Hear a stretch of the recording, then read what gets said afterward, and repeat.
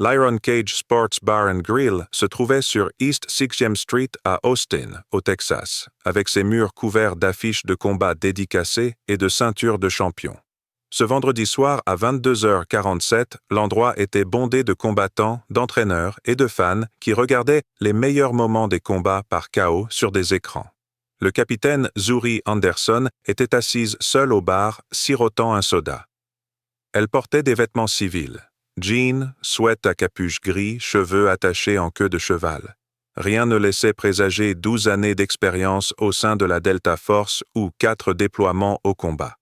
Elle était venue décompresser après une longue journée à Fort Hood en quête d'un anonymat discret. Les ennuis sont arrivés à 23h04, Derek Thornton et son équipe. Derek était une figure emblématique du MMA local. 18 victoires, 3 défaites, un as du chaos à l'ego surdimensionné.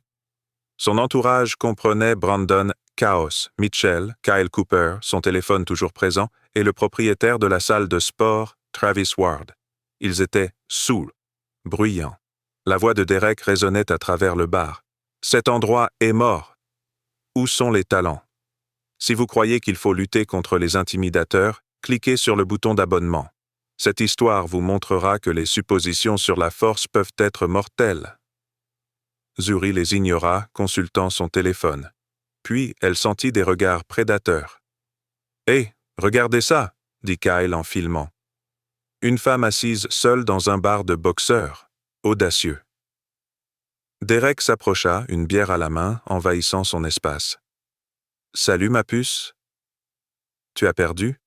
Le studio de yoga est à 3 pâtés de maison. Cet endroit est fait pour les battants. » Zuri ne leva pas les yeux. « Je vais bien. »« Merci. »« Oh, elle parle. Elle a du caractère aussi. » Il lui toucha l'épaule sans y être invité. « Comment t'appelles-tu, ma fille? » Zuri posa son téléphone avec précaution. « Je vous demande poliment de me laisser tranquille. » Le sourire de Derek s'évanouit. Un rejet public de la part d'une femme noire devant son équipe était inacceptable. « Tu me demandes ça poliment? Tu sais qui je suis? Derek Thornton, connard. 18 ans et 3 ans. Et toi? » Il la saisit violemment par le bras. « Tu crois pouvoir me manquer de respect dans mon bar? » Jennifer, la barmaid, s'avança nerveusement. « Derek, peut-être. »« Reste en dehors de ça. » Il resserra son étreinte.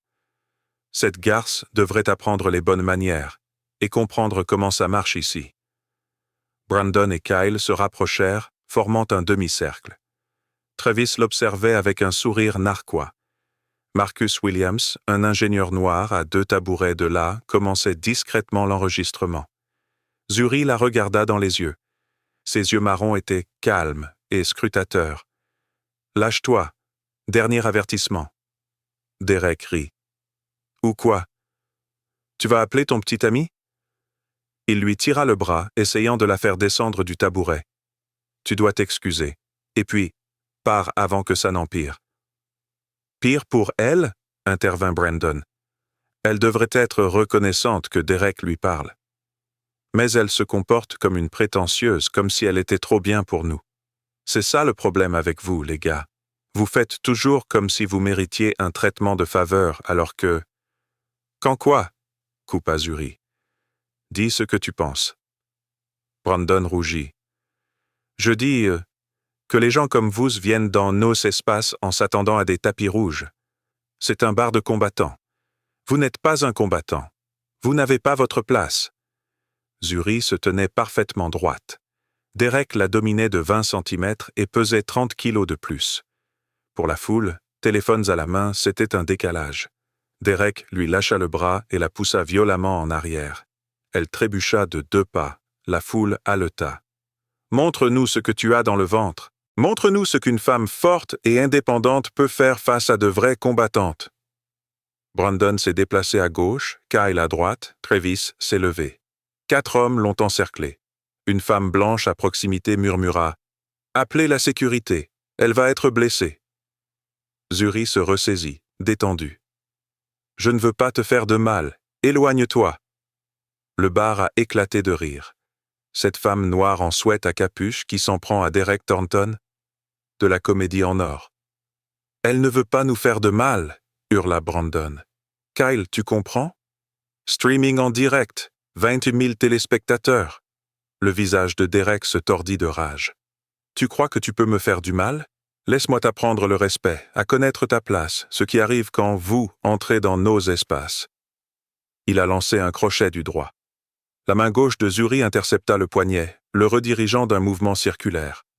Sa main droite heurta son coude, le mettant en hyperextension. La combinaison fit tourner Derek, le déséquilibré. Sa jambe balaya ses pieds tout en contrôlant son bras inerte. Elle le fit tomber en clé de bras. 2,3 secondes plus tard, Derek s'écrasa au sol en hurlant. Brandon se précipita. Zuri lâcha son bras et roula sur ses pieds. Alors que Brandon se relevait, son coup de pied avant frappa son plexus solaire, expulsant tout l'air. Il s'affala sur une table, haletant. Kyle tenta de l'attraper par derrière. Zuri se baissa sous ses bras, pivota et appliqua un étranglement arrière. 4 secondes coupèrent la circulation sanguine. Ses jambes faiblirent. Son téléphone grésilla. Travis a emménagé. « Madame, vous devez… » Son coup de paume heurta son sternum, choquant le muscle cardiaque. Il tombe à genoux. Son genou frappa sa tempe, contrôlant sa force. 10 secondes au total. 4 hommes gémissaient. Zuri se tenait là, respirant normalement, son sweat à capuche à peine froissé. « Appelez la police, » dit-elle calmement. « Ces hommes m'ont agressé. Je me suis défendu. Plusieurs témoins et une vidéo. » Jennifer était déjà au téléphone avec le 911. Derek se releva péniblement, le bras ballant, le visage violacé. « Espèce de garce! Tu m'as cassé le bras! Je porte plainte! Je porte plainte! Tu as attaqué 4 boxeurs professionnels! Où as-tu appris ça? Au coin d'une rue? Dans la cour d'une prison? De ce quartier d'où tu es sorti, tu es foutu! Vous m'avez agressé en premier. Plusieurs vidéos. J'ai fait usage de la force défensive appropriée. » Appropriée? Qui es-tu, bordel? Tu as suivi un cours pour femmes et tu te crois spécial? Mes avocats vont te détruire.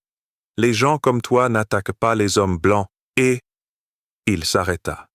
Les mots restèrent suspendus. Le téléphone de Kyle avait tout enregistré. Les commentaires en direct fusèrent. « Il vient de dire ça?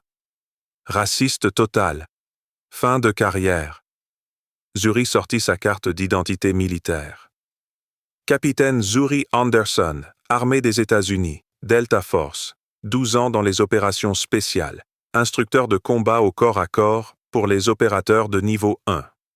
Silence absolu. Un verre brisé. J'ai formé des Navy SEALs, des Army Rangers, des Marines de reconnaissance et des sauveteurs parachutistes de l'Air Force. 4 déploiements au combat. On a vécu une expérience où on n'avait que 15% de ses capacités, avec une contrainte physique stricte pour éviter des blessures permanentes. Elle a montré son téléphone, une photo de son uniforme, la poitrine couverte de distinctions, dont la médaille de la vaillance. Si cette justice vous a ému, cliquez sur « J'aime » et abonnez-vous. Ce qui se passe ensuite montre que les actions ont des conséquences dévastatrices. Le visage de Derek devint gris. Brandon gémit. On a agressé un agent de la Delta Force. Filmé. On est foutu. Kyle fixait son téléphone. 40 000 téléspectateurs maintenant. Commentaire. Elle les a détruits. Un vrai soldat a détruit des mecs du MMA. Il a dit « des gens comme vous ». Terminé. Sirènes en approche. Plusieurs unités de la police d'Austin. 3 ans plus tôt, Zuri se tenait dans le bureau ovale pour recevoir sa médaille de la bravoure. Mission confidentielle en Syrie. Neutraliser un terroriste qui préparait des attentats contre une ambassade. Seul, après un compromis d'équipe. Son père, colonel à la retraite, avait pleuré. Sa mère, infirmière Walter Reed depuis 30 ans, murmurait « Si fière, ma belle ». Mais Zuri savait que les batailles les plus dures n'avaient pas lieu à l'étranger. Elles étaient ici, dans les bars américains où son uniforme ne signifiait rien, où sa couleur de peau faisait d'elle une cible.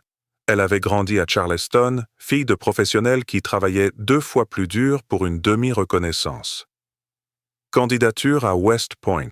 Un conseiller d'orientation blanc lui avait suggéré d'être réaliste, peut-être en allant dans un collège communautaire. Zuri fait partie des 5% premiers. Les policiers ont fait irruption, armes prêtes.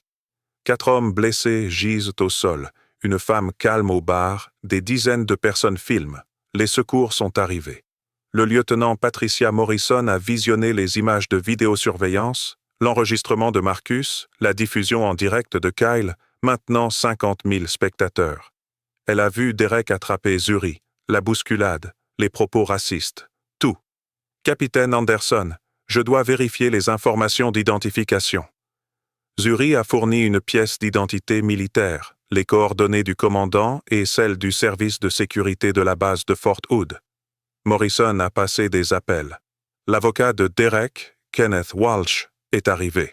Mon client est la victime. Force excessive? Votre cliente a pris contact avec moi en direct, interrompit Morrison. Il l'a entouré de 3 hommes. Il a porté le premier coup de poing. Laissez-moi terminer mon enquête. Le téléphone de Morrison sonna. 90 secondes d'appel. Elle raccrocha, regardant Derek avec pitié. Le colonel James Harrison confirme l'identité du capitaine Anderson. Citation. « Si 4 idiots ivres l'ont attaquée, ils ont de la chance d'être en vie. Elle est entraînée à neutraliser les terroristes armés. Elle aurait pu les tuer tous les 4 sur le coup. » Le bar est devenu silencieux. « Voilà ce qui se passe, » poursuivit Morrison. « Messieurs Thornton, Mitchell, Cooper et Ward, vous êtes en état d'arrestation pour coups et blessures. Le capitaine Anderson a agi en état de légitime défense. Les preuves vidéo sont accablantes. Vous avez de la chance qu'elle ait fait preuve de retenue. Elle aurait pu légalement recourir à la force mortelle, étant donné que 4 hommes plus costauds l'ont attaquée dans un espace confiné. « N'importe qu'elle connaisse !» hurla Derek, tandis que les menottes claquaient. « Elle nous a appâtés. Elle voulait nous poursuivre en justice. Monsieur Thornton, cessez de parler. Tout est enregistré. Vous n'aviez aucune idée de qui elle était lorsque vous l'avez attrapée. Vous pensiez qu'elle n'était qu'une femme noire que vous pouviez intimider pour le plaisir. La seule chose qu'elle a montrée, c'est son droit à vivre sans être agressée. Ils ont été emmenés menottés tandis que les téléphones enregistraient, le flux de Kyle capturant sa propre arrestation pour 70 000 abonnés. Zuri resta assise, finissant son soda, répondant aux questions avec une précision militaire. La foule de combattants qui avaient ri la regardait maintenant avec peur, crainte et honte. Elle avait rêvé d'un week-end tranquille. Au lieu de cela, elle avait été obligée, une fois de plus, de prouver que les préjugés sur les femmes noires, pouvaient être dangereusement et humiliamment erronés. Alors que les ambulanciers chargeaient Derek dans une ambulance, le bras immobilisé, sa carrière potentiellement terminée, il aperçut Zuri par la fenêtre. Calme, consultant son téléphone. Une soirée sans grande interruption. Cette image le hantera plus longtemps que son bras blessé. La cage de fer ne serait plus jamais la même. L'incident est devenu légendaire, un récit édifiant sur l'humilité, le respect et la compréhension que la personne que l'on sous-estime peut être la plus dangereuse dans la pièce. Mais ce n'était que le début. Les arrestations furent le premier effet domino. Les semaines suivantes allaient transformer non seulement la vie de Derek, mais aussi toute la culture de violence et de supériorité supposée qui avait permis cet événement. La justice était rarement prompte, mais elle était rigoureuse. Et elle arrivait. Lundi matin, la vidéo avait été visionnée 17 millions de fois sur 6 plateformes. Le live de Kyle, l'enregistrement de Marcus et les images de sécurité du bar avaient fusionné pour créer un phénomène viral qui transcendait les vidéos de bagarres classiques. Ce n'était pas du divertissement, c'était une prise de conscience culturelle. Les gros titres s'écrivaient d'eux-mêmes. Des combattants de MMA attaquent une femme soldat et le regrettent immédiatement. Un capitaine de la Delta Force détruit 4 hommes qui l'ont agressé. Les combattants ivres apprennent la leçon la plus dure, ne présumez pas de faiblesse. Mais les commentaires ont révélé quelque chose de plus profond. Des milliers de femmes ont partagé leurs propres histoires d'agression, d'intimidation ou de harcèlement dans des bars. Des centaines d'anciens combattants ont exprimé leur colère face au traitement infligé à un officier décoré. La conversation s'est étendue au-delà d'un incident isolé pour inclure des discussions systémiques sur la violence masculine, le profilage racial et les préjugés qui les sous-tendent. Knockout Energy Drinks, sponsor de Derek Thornton, a publié une déclaration dans les 48 heures. Nous ne cautionnons ni la violence envers les femmes, ni les comportements racistes. Nous mettons fin à notre partenariat avec Derek Thornton avec effet immédiat. 3 autres sponsors ont suivi.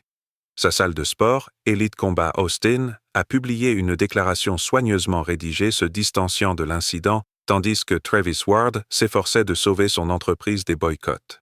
Le contrat d'entraîneur de Brandon Mitchell avec un lycée local a été résilié d'un commun accord. Les comptes de Kyle Cooper sur les réseaux sociaux, sa principale source de revenus, ont vu leur nombre d'abonnés diminuer, les marques ayant mis fin à leur partenariat. Sa vidéo d'excuses, publiée dimanche soir, a été unanimement critiquée, la qualifiant de tentative de limiter les dégâts.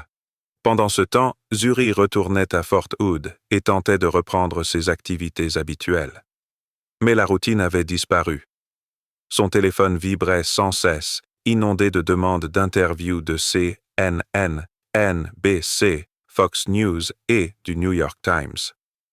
Son commandant, le colonel Harrison, lui conseilla de bien réfléchir avant de s'adresser aux médias. « Il ne s'agit plus seulement de vous », a déclaré Harrison lors de leur point de presse lundi. « Il s'agit de la perception de l'armée, de la perception des femmes combattantes, de la façon dont nous gérons les situations où notre personnel est attaqué par des civils. Vos propos seront analysés et instrumentalisés par des personnes aux intentions malveillantes. » Zuri comprenait. Elle avait passé 12 ans à s'adapter aux politiques d'une femme noire dans les opérations spéciales. Un domaine si blanc et masculin que sa présence était constamment remise en question, constamment scrutée, exigeant constamment des preuves d'appartenance. Elle était la seule femme de sa promotion de la Delta Force. Sur la centaine de candidats au départ, seuls 12 ont terminé. Elle était l'une d'elles. Mais même après avoir réussi les mêmes tests exténuants, relevé les mêmes défis impossibles, elle avait dû essuyer des murmures. Ils ont baissé les critères pour elle. Quota de diversité, politiquement correcte à outrance. Peu importe qu'elle ait surpassé 70% des candidats masculins au cours de tirs tactiques. Peu importe que ses résultats au corps à corps se classent parmi les 5% les plus élevés. Peu importe ses 4 déploiements, sans aucune perte amie sous son commandement. Les sceptiques trouvaient toujours des raisons de minimiser son excellence. L'incident de la cage de fer avait rendu ces sceptiques très silencieux. Mercredi, la police d'Austin a terminé son enquête. Les conclusions étaient sans équivoque. Derek Thornton, Brandon Mitchell, Kyle Cooper et Travis Ward avaient commis des agressions aggravées.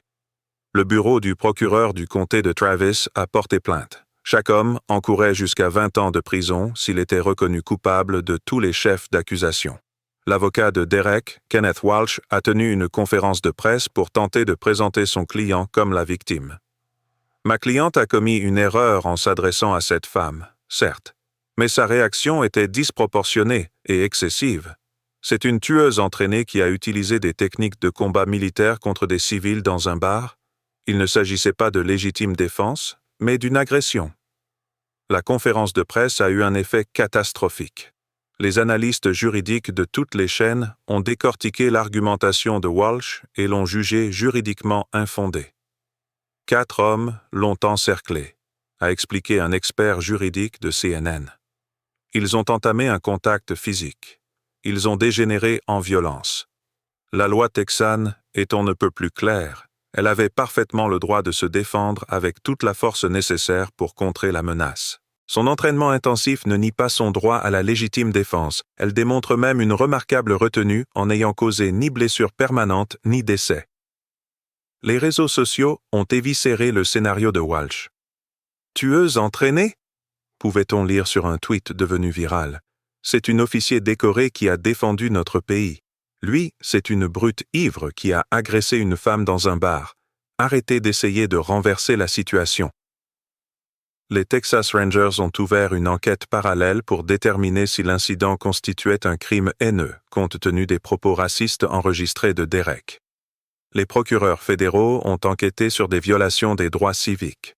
La division des enquêtes criminelles de l'armée américaine a lancé sa propre enquête afin de déterminer si les actes de Zuri étaient conformes aux normes de conduite militaire, une formalité qui, à terme, l'exonérerait complètement. La vie de Derek Thornton s'effondrait en un instant. Son combat prévu pour le mois prochain fut annulé. Ses partenaires d'entraînement prirent publiquement leur distance. Sa petite amie depuis 3 ans, une influenceuse locale qui s'était bâtie une réputation de « fille de Derek », publia une annonce de rupture qui resta dans les tendances pendant 12 heures. Son immeuble reçut tellement de plaintes et de menaces que la direction lui demanda de résilier son bail plus tôt que prévu. Brandon Mitchell est retourné vivre chez ses parents à Dallas après que son propriétaire à Austin a refusé de renouveler son bail. La tournée d'excuses de Kyle Cooper, 3 podcasts et 2 interviews dans les médias locaux, n'a fait qu'accroître le mépris du public. La salle de sport de Travis Ward a perdu 30% de ses adhérents en 2 semaines, les parents ayant retiré leurs enfants des programmes jeunesse et les femmes ayant annulé les cours. L'audience préliminaire était prévue pour fin novembre. La salle d'audience du centre-ville d'Austin était bondée de journalistes, de partisans des 2 camps et d'observateurs curieux. Derek arriva vêtu d'un costume trop petit, son bras droit toujours sous une attelle. Ses yeux étaient creux, un homme qui avait découvert que les conséquences étaient réelles et permanentes. Zuri arriva en uniforme, ruban et médaille bien en évidence, entouré du colonel Harrison et du conseiller juridique de l'armée. Elle marchait avec l'allure de quelqu'un qui avait témoigné devant des tribunaux militaires secrets et qui ne se laissait pas intimider par les procédures civiles. La juge, Margaret Harrison, sans lien de parenté avec le commandant de Zuri, était une femme noire d'une 60aine d'années, réputée pour sa jurisprudence rigoureuse. Elle a examiné les dossiers avec une précision chirurgicale, visionnant toutes les preuves vidéo à plusieurs reprises, lisant les déclarations des témoins et examinant les rapports médicaux concernant l'hyperextension du coude de Derek et la commotion cérébrale de Travis. Kenneth Walsh a tenté d'argumenter que les vidéos montraient Zuri comme l'agresseur, compte tenu de la rapidité avec laquelle elle avait neutralisé 4 hommes. « Votre honneur, mon client a à peine eu le temps de réagir que cette femme, cette combattante militaire entraînée, l'a attaqué avec des techniques conçues pour tuer des combattants ennemis sur le champ de bataille. » La juge Harrison retira lentement ses lunettes de lecture. « Maître, j'ai regardé ces vidéos une 20aine de fois au cours des 72 dernières heures. Votre cliente a saisi le bras du capitaine Anderson sans son consentement. Elle l'a poussé des 2 mains. Elle et 3 autres hommes l'ont encerclé dans une posture que toute personne raisonnable percevrait comme menaçante. Elle lui a ensuite asséné un coup de poing à la tête.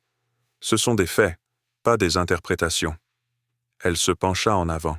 Ce qui s'est passé ensuite, la capitaine Anderson se défendant avec une habileté et une retenue remarquables, ne fait pas d'elle l'agresseuse. Cela la rend compétente.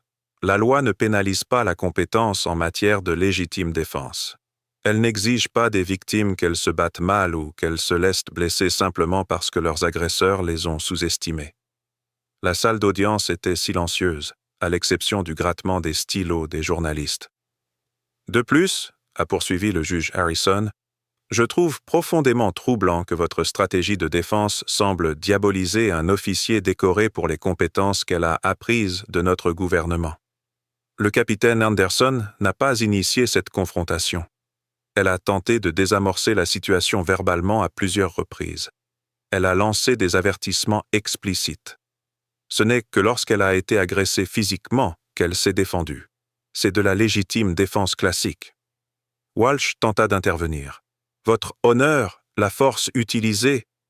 La force employée était appropriée pour arrêter 4 agresseurs plus imposants. Le code pénal du Texas est explicite à ce sujet. La capitaine Anderson avait des raisons de croire qu'une force mortelle pouvait être employée contre elle compte tenu des circonstances. 4 hommes en état d'ébriété, une issue bloquée, des menaces verbales et une agression physique. Elle aurait été légalement autorisée à utiliser son arme de service si elle l'avait portée.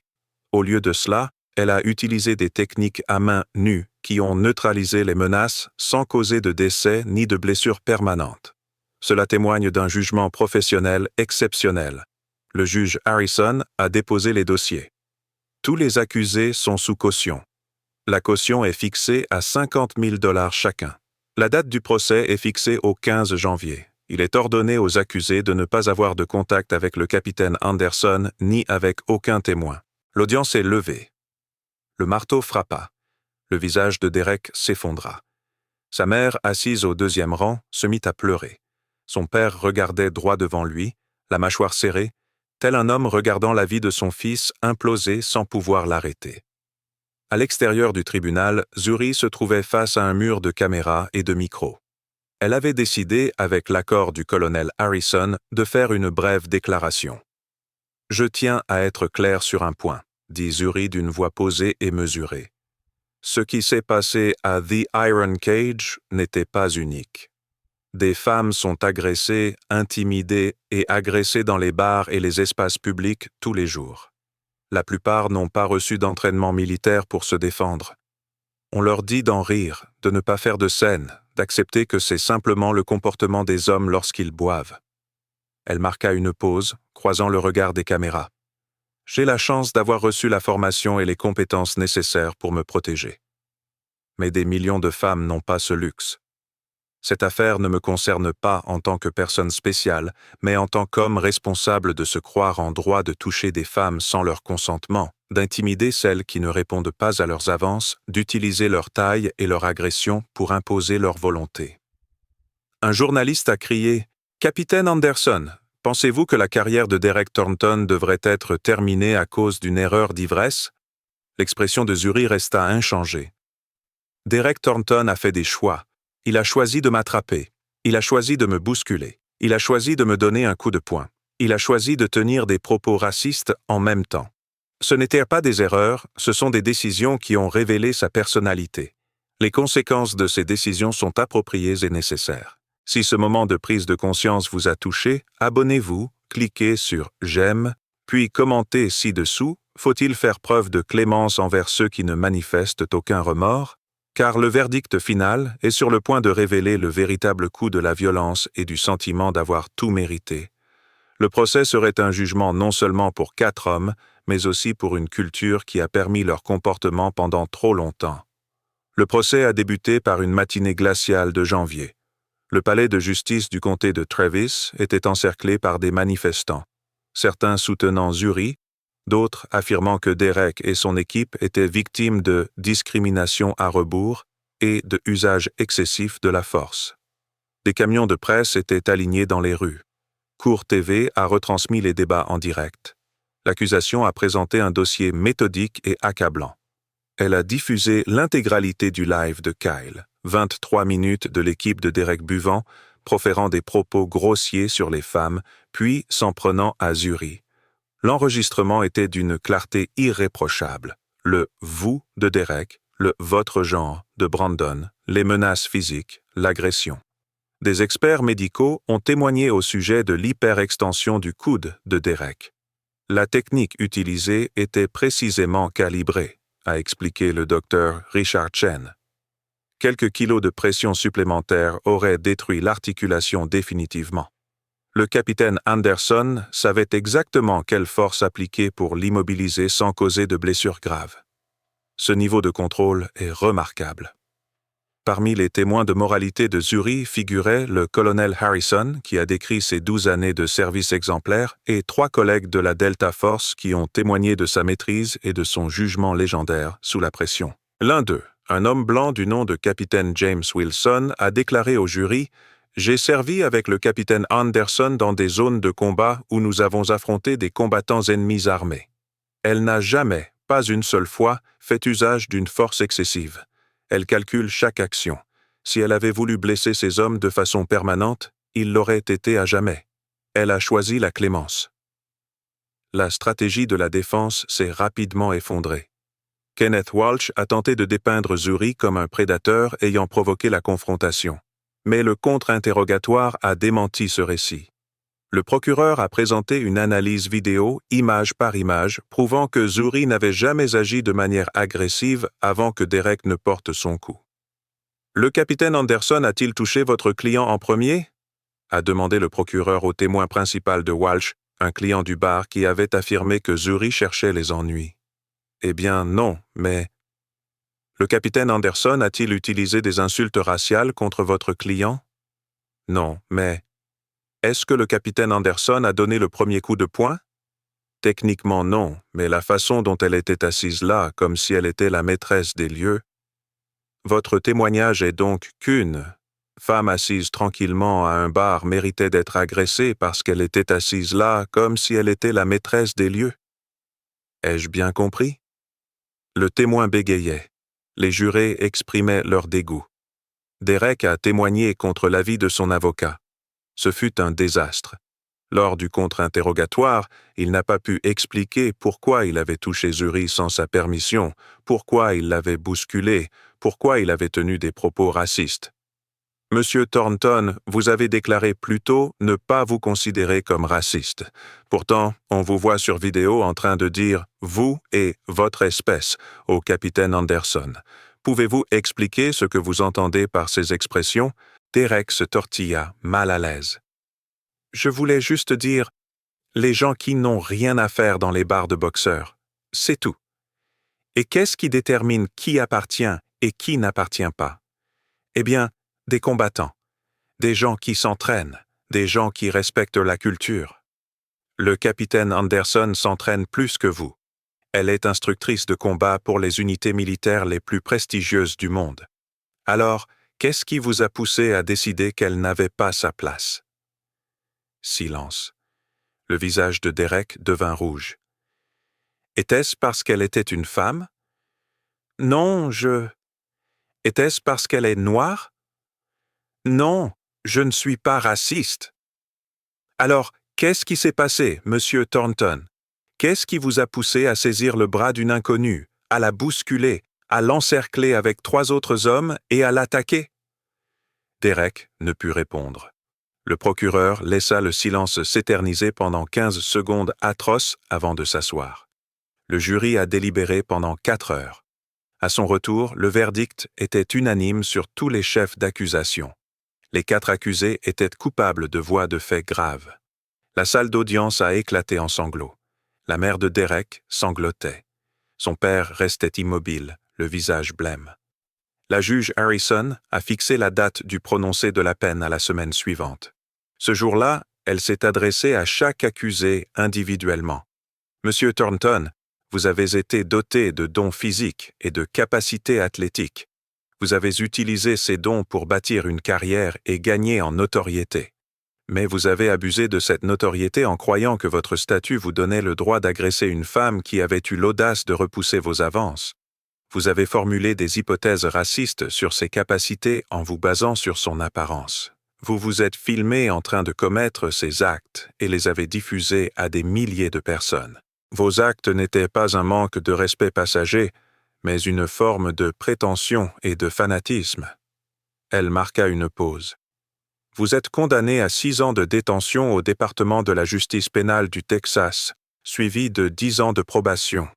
Vous êtes condamné à verser $50 000 de dédommagement au capitaine Anderson et vous êtes définitivement banni des compétitions de MMA homologuées. Derek laissa tomber la tête sur la table de la défense. Sa carrière était terminée. Il passerait ses meilleures années sportives en prison. Brandon Mitchell a été condamné à 4 ans. Kyle Cooper a été condamné à 3 ans, plus des travaux d'intérêt général. Travis Ward, le doyen et propriétaire de la salle de sport qui avait permis ce comportement, a été condamné à 7 ans. Justice avait été rendue. 4 hommes qui pensaient que leur taille, leur statut et leur couleur de peau les protégeaient des conséquences avaient appris le contraire. À la sortie du tribunal, Zuri s'est adressé une dernière fois aux médias. Ce verdict ne concerne pas seulement ce qui m'est arrivé dans un bar. Il s'agit d'un message. Les femmes ont le droit d'exister dans l'espace public sans être agressées, intimidées ou agressées. Il s'agit d'un message. Les militaires méritent le respect, quel que soit leur sexe ou leur origine ethnique. Et il s'agit d'un message. Les actes ont des conséquences, même pour ceux qui se croyaient intouchables. 3 ans plus tard, l'Iron Cage Sports Bar avait subi une transformation. Les nouveaux propriétaires l'avaient rebaptisé The Warrior's Code, avec une mission affichée bien en évidence, respect, honneur, discipline, pour tous. Sarah Chen, l'ancienne gérante, était désormais propriétaire de l'établissement. Elle avait mis en place une politique stricte contre le harcèlement et instauré une culture où chacun était le bienvenu. Une section du mur a été consacrée à l'histoire de Zuri, non pas pour célébrer la violence, mais pour rappeler que les suppositions pouvaient être mortelles et que le respect n'était pas négociable. Zuri avait été promue major et transférée à Fort Bragg, où elle dirigeait l'entraînement au combat au corps à corps pour toutes les forces d'opération spéciales. Elle avait rédigé un manuel sur la désescalade des conflits, désormais intégré au programme scolaire. Elle avait témoigné devant le Congrès sur la prévention des agressions dans les contextes militaires et civils. Elle avait également créé une association à but non lucratif appelée Stand Your Ground, qui dispensait des formations à l'autodéfense aux femmes et aux filles des communautés défavorisées. Ce programme avait formé plus de 15 000 participantes dans 12 États. Derek Thornton a été libéré après avoir purgé 4 ans de sa peine. Il en est ressorti transformé, humble, réfléchi, conscient que son ancienne vie était révolue à jamais. Il travaillait désormais dans le bâtiment, suivait une thérapie ordonnée par le tribunal et intervenait occasionnellement dans des lycées sur les conséquences du sentiment d'avoir tout droit et de la violence. Il ne combattrait plus jamais professionnellement. Son coup de droit ne s'en est jamais complètement remis. Mais c'était peut-être là le but. Certaines leçons méritaient des rappels permanents. Brandon travaillait dans le cabinet comptable de son père. Kyle était chauffeur pour un service de covoiturage. Travis a perdu sa salle de sport et dirigeait désormais un Planet Fitness. Leurs vies ont continué, mais ont diminué, marquées à jamais par la nuit où ils ont sous-estimé une femme en sweat à capuche gris. Zuri se tenait dans son bureau à Fort Bragg, contemplant la médaille de la bravoure accrochée au mur. À côté était accrochée une photo encadrée de la cage de fer, non pas du combat, mais du moment qui avait suivi, lorsqu'elle était assise tranquillement au bar, tandis que le chaos régnait autour d'elle. Cette image représentait tout ce qu'elle avait appris en 12 ans de service. La vraie force était contrôlée, le vrai pouvoir était restreint et la vraie justice exigeait les deux. Elle avait affronté des terroristes armés en Syrie, navigué dans les méandres politiques de Washington et survécu à la masculinité toxique de la culture des opérations spéciales. Combattre un combattant de MMA ivre dans un bar texan n'était qu'une mission comme une autre, qu'elle avait accomplie avec la même précision et la même discipline qu'en toute chose. La différence était que cette mission avait été diffusée à des millions de personnes, forçant une conversation culturelle sur la violence, la responsabilité et les suppositions mortelles que les gens faisaient sur les femmes qui ne correspondaient pas à leurs stéréotypes. Quel est votre avis sur cette histoire? À la place de Zuri, auriez-vous fait preuve de la même retenue? Partagez votre avis dans les commentaires ci-dessous. Si cette histoire vous a ému, inspiré ou vous a rappelé que les actions ont des conséquences, appuyez sur ce bouton d'abonnement pour plus d'histoires vraies de justice et de responsabilité. Appuyez sur le bouton « J'aime » si vous croyez qu'il faut tenir les intimidateurs responsables. Partagez cette histoire avec quelqu'un qui a besoin de voir que sous-estimer les gens a un prix. D'où regardez-vous? Dites-le nous dans les commentaires. N'oubliez pas, la force n'est pas une question de taille ou de statut, mais de caractère, de discipline et de savoir quand se battre et quand faire preuve de miséricorde. La justice est aveugle, mais elle voit tout.